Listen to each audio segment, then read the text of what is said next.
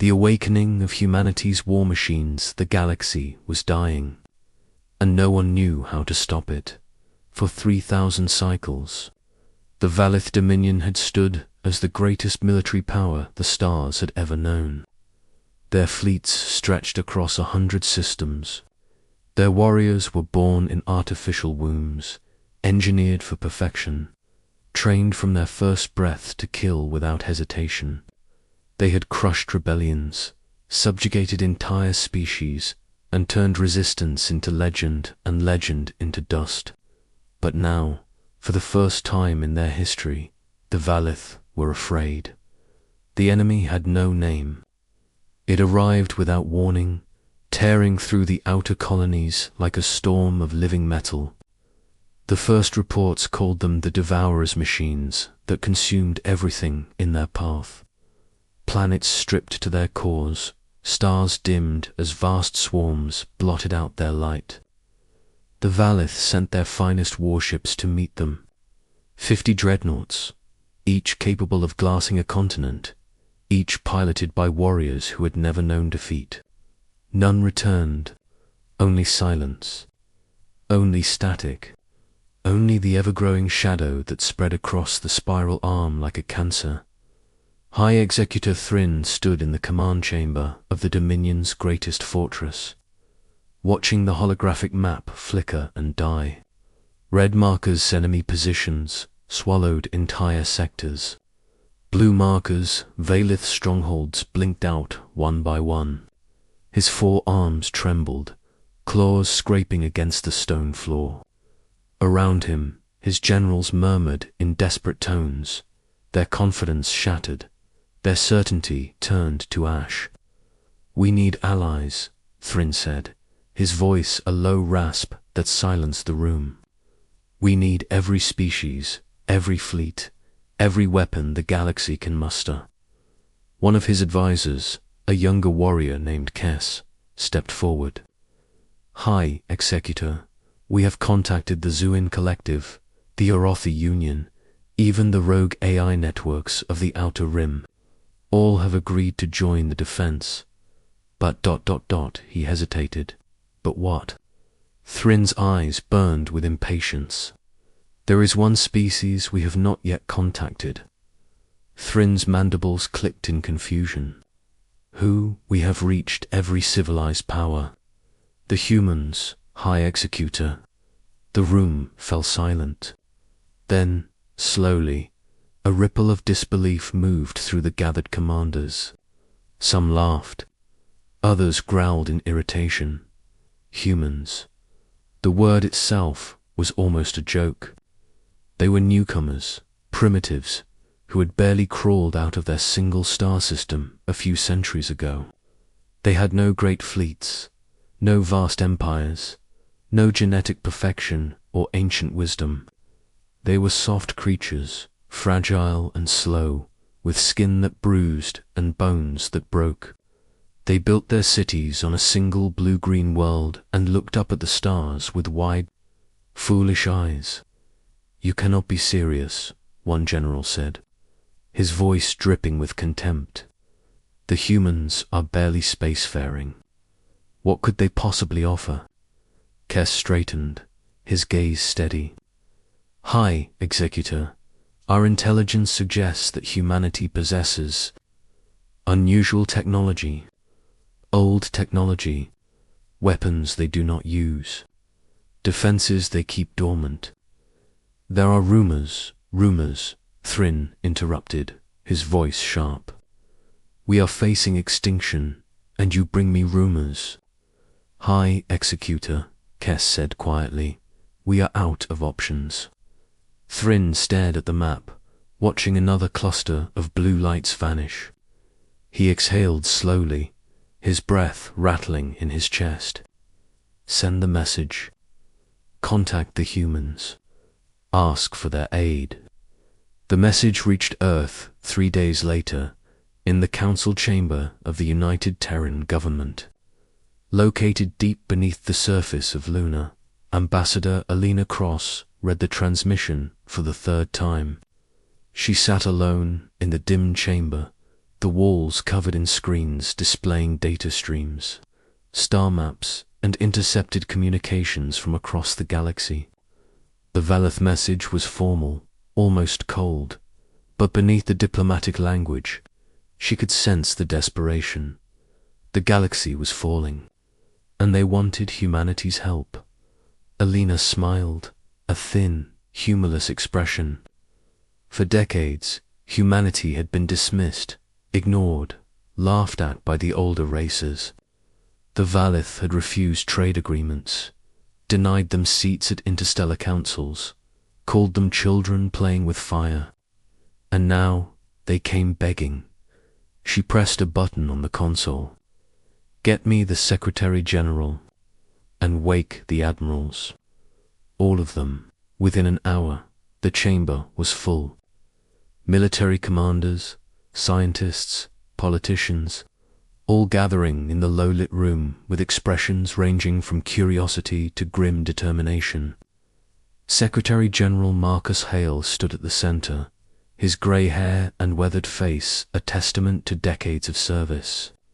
He read the Valeth message aloud, his voice echoing in the silence.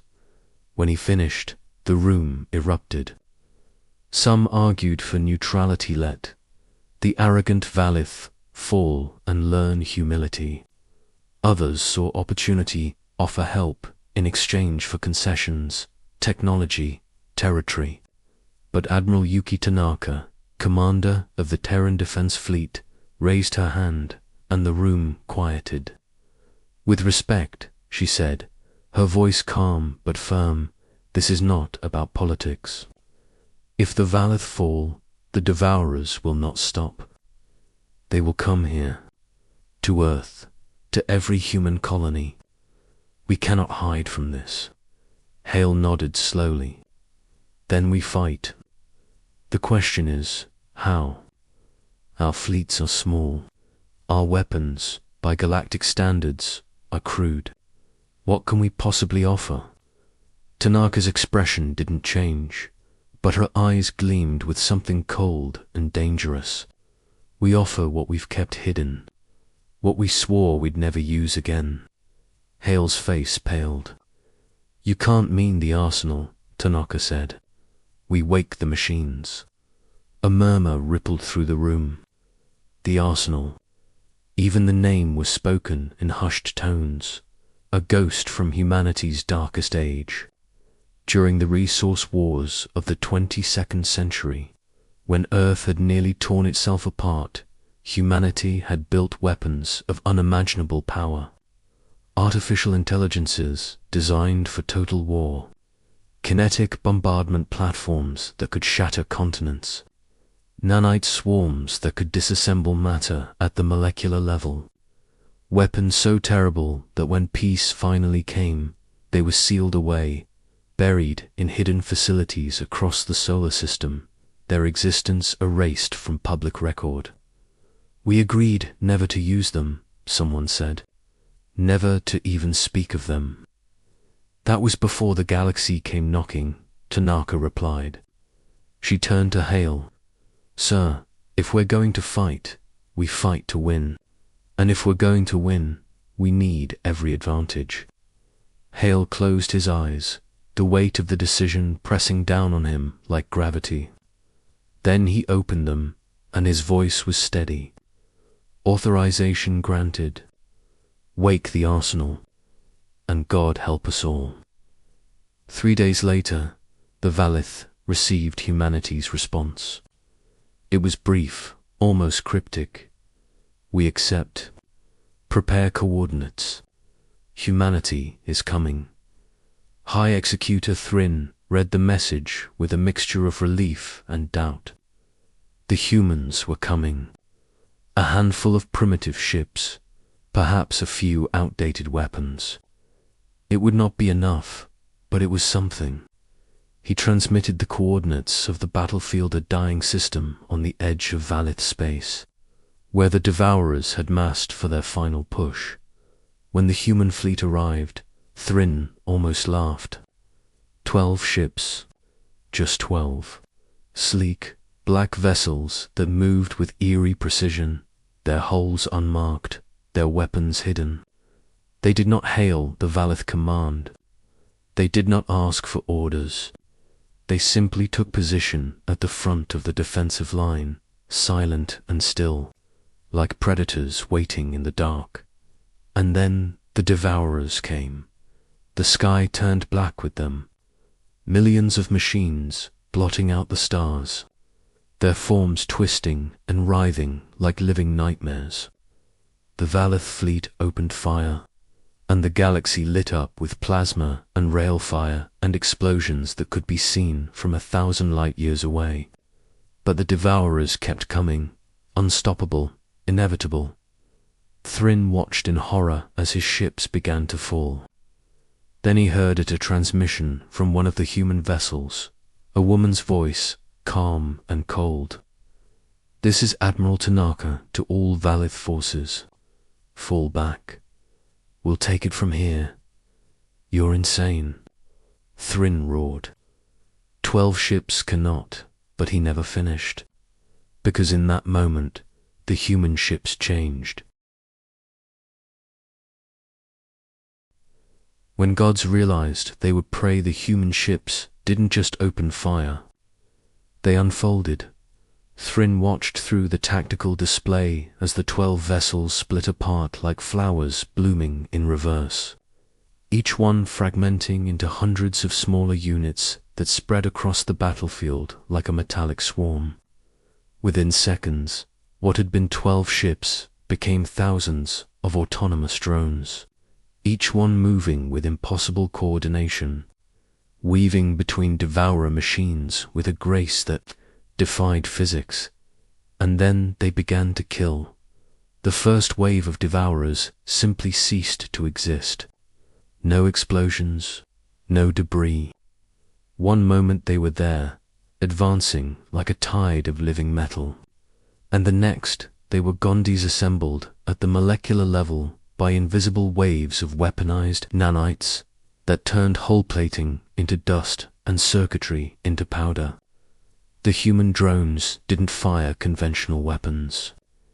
They released clouds of grey mist that consumed everything they touched, spreading through the devourer formations like a plague, converting matter into energy with terrifying efficiency. Thryn's tactical officer staggered backward, his voice breaking. What are they doing?" "They're not fighting," Kes whispered, his eyes wide with horror. "They're erasing." But the nanite swarms were only the beginning.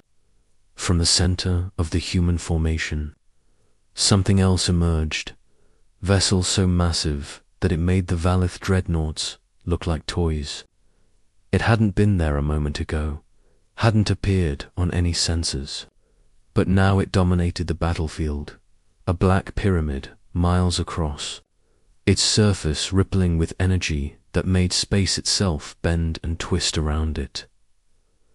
Admiral Tanaka's voice cut through the channels, calm and precise. "Valith forces maintain distance of no less than 10,000 kilometers from human offensive perimeter.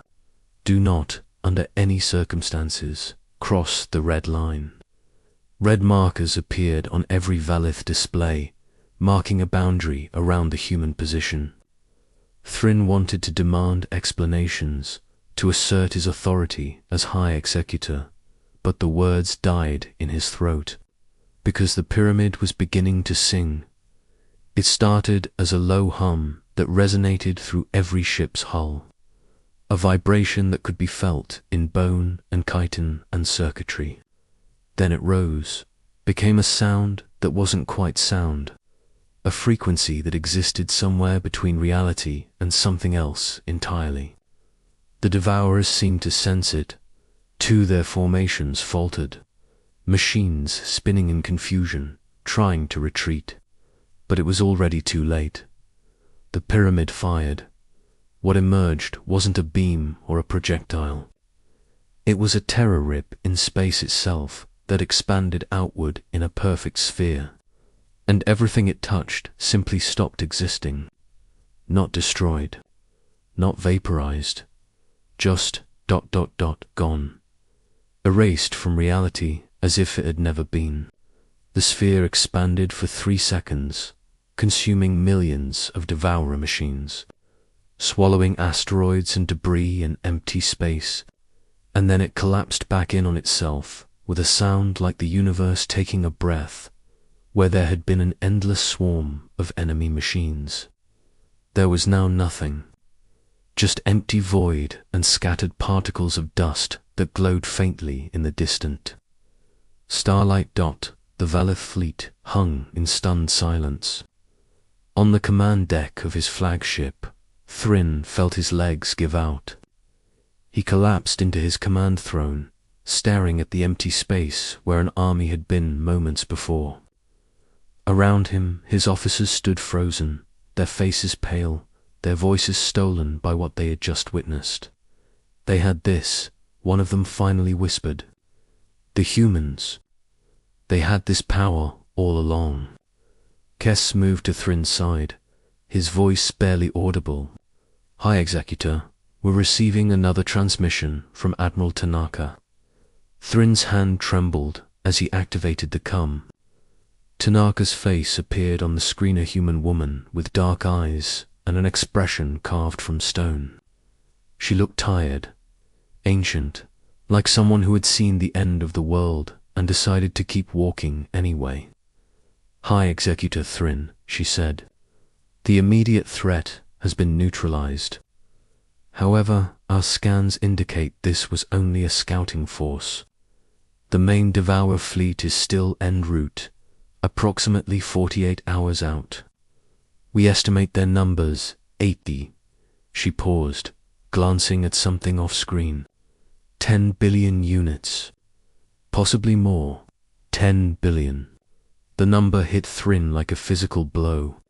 His entire fleet, the combined forces of a dozen species, numbered barely 3 million ships. They would be outnumbered 3,000 to 1. We cannot win this, Thryn said, his voice hollow. Even with your weapons? We cannot. No, Tanaka agreed. You can't, but we can. Thryn's mandibles clicked in confusion. I do not understand. What you just witnessed, Tanaka continued, was a defensive response, surgical, controlled. But the Devourers are not going to give us time for surgical strikes. So we're going to do something we swore we'd never do again. We're going to deploy the Architects. The Architects. Tanaka's expression didn't change, but something dark flickered in her eyes. During our resource wars, humanity built weapons that could remake planets, machines that could consume worlds and rebuild them according to programmed specifications. We called them Architects. We used them once, on Mars, to terraform it in 3 months. But then we realized what they could do if we removed the safety protocols. If we told them not to build, but to unbuild. Understanding crashed over Thryn like ice water. You're going to unleash them on the Devourers. We're going to unleash them on everything in 100 light-year radius, Tanaka corrected. Every asteroid, every moon, every scrap of matter that isn't protected by a Valith or allied transponder code. The Architects will consume it all, convert it to energy, and use that energy to build more Architects. Exponential growth. Within 72 hours, there will be more Architect units than Devourer machines. And then, she leaned forward slightly. Then the galaxy will see what happens when humanity stops holding back. But the world's Thryn protested weakly. The colonies in those systems have already been evacuated, Tanaka interrupted. We sent the orders the moment we received your distress call. Every living thing in the engagement zone is being pulled back to safe distance. The Devourers want to consume the galaxy. Her smile was cold enough to freeze stars. Let them choke on it. The Architects were released 6 hours later. They emerged from the human vessels as silver spheres, each one no larger than a human fist, drifting into the void with deceptive gentleness. For a moment, nothing happened. Then, the first sphere touched an asteroid, and the transformation began. The rock didn't break apart. It unraveled, its molecular bonds severed by invisible forces, matter streaming into the sphere like water down a drain. The sphere grew, doubling in size, then splitting into 2 spheres, then 4, then 8. Each new sphere drifted to another asteroid, another moon, another piece of debris. And the process repeated, growing, multiplying, spreading. Within 12 hours, there were thousands of architects. Within 24 hours, millions. They moved through the system like a silver tide, consuming everything, converting barren worlds into clouds of energy and matter that fueled their endless replication. And always, always, they grew. When the Devourer main fleet arrived, they found themselves facing an enemy unlike anything in their programming. The architects didn't fight like living things or machines. They fought like physics itself, inevitable, unstoppable, fundamental. The Devourers tried to consume them, but the architects consumed faster. They tried to overwhelm them with numbers, but the architects multiplied quicker. They tried to flee, but the architects were already everywhere, filling the void with silver light and the sound of matter being unmade. The battle lasted 3 days. When it ended, the Devourer fleet was gone. Not destroyed, absorbed. Converted into raw materials and energy that fed the architect's swarm until it blotted out entire stars with its mass dot. And then, as suddenly as it had begun, it stopped. Within 12 hours, there were thousands of architects.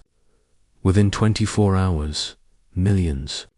They moved through the system like a silver tide, consuming everything, converting barren worlds into clouds of energy and matter that fueled their endless replication. And always, always, they grew. When the Devourer main fleet arrived, they found themselves facing an enemy unlike anything in their programming. The architects didn't fight like living things or machines. They fought like physics itself, inevitable, unstoppable, fundamental. The Devourers tried to consume them, but the architects consumed faster. They tried to overwhelm them with numbers, but the architects multiplied quicker. They tried to flee, but the architects were already everywhere, filling the void with silver light and the sound of matter being unmade. The battle lasted 3 days. When it ended, the Devourer fleet was gone, not destroyed, absorbed, converted into raw materials and energy that fed the architect's swarm until it blotted out entire stars with its mass dot, and then, as suddenly as it had begun, it stopped. Admiral Tanaka sent the recall signal, a quantum-encrypted command that rippled through the architect network in an instant. The silver spheres stopped multiplying, stopped consuming, and began to consolidate, flowing back toward the human vessels like a river running in reverse. Within hours, they had collapsed back into 12 ships, sleek and black and silent, leaving behind a system stripped clean of everything except the stars themselves. Thryn stood on the bridge of his flagship, staring at the empty void. Around him, his officers whispered prayers to gods they no longer believed in. On every ship in the Valith fleet, in every vessel of every species that had witnessed what humanity could do, the same realization was taking root. They had been fools. All of them. For centuries, they had looked at humanity and seen weakness. Soft flesh, short lifespans, fragile bodies. They had laughed at human ships, mocked human weapons, dismissed human warnings. But they had never asked the right question. They had never asked why humanity kept such terrible weapons locked away. Why, a species, that could unmake reality itself, chose to negotiate instead of. Conquered. Why beings capable of deploying world-eating machines preferred to build gardens and write poetry and dream of stars. The answer, Thrin realized with cold clarity, was mercy. Humanity hadn't been weak. They had been kind, and the galaxy had mistaken kindness for weakness right up until the moment the humans stopped being kind. Admiral Tanaka's final transmission came as the human fleet prepared to depart. Her face appeared on Thrin's screen one last time, and her expression was unreadable. "Hi, Executor. The threat has been eliminated. We're returning to Terran space. However, I feel I should inform you of something." She paused. "What you witnessed was approximately 7% of our total arsenal. The rest remains sealed. We would prefer to keep it that way." Thrin's voice cracked when he spoke. "Admiral, why did you help us? After everything we said, everything we did, because someone had to." Tanaka replied simply, "Because the galaxy was falling, and we're all part of it." "Because," she hesitated, something almost human flickering across her face. "Because we remember what it's like to be afraid. And we decided, a long time ago, that no one should have to face that kind of fear alone." The transmission ended. The human ships folded space around themselves and vanished, leaving behind a galaxy forever changed. In the cycles that followed, the Council of Species convened for the first time in history. Representatives from every civilization gathered to discuss the future, and for the first time, humanity was offered not just a seat at the table, but a place of honor. The Valith High Executor himself proposed the motion, his voice steady despite the weight of his words. "Let it be recorded," Thrin said, "that humanity has proven themselves not our conquerors, but our guardians. Let it be known that we were wrong to dismiss them, and let it serve as warning to all who would threaten this galaxy. Humanity sleeps, but they do not forget. And when they wake," he paused, meeting the eyes of every delegate in the chamber. "When they wake, gods tremble." The motion passed unanimously and far away, on a small blue world circling an unremarkable yellow star. Ambassador Alina Cross stood on the surface of Luna, staring up at the stars. Behind her, deep beneath the lunar rock, the arsenal slept once more, its terrible power sealed away, waiting, always waiting. She thought about Admiral Tanaka's words, about mercy and kindness and the thin line between civilization and chaos. She thought about the architects, sleeping in their containment, dreaming whatever dreams machines dream. And she smiled, tired but genuine, and whispered to the stars a promise that echoed in the darkness. "We'll protect you, all of you, but pray you never make us prove it again." The galaxy listened, and the galaxy learned. Humanity was not to be feared because they were strong. They were to be feared because they chose not to be.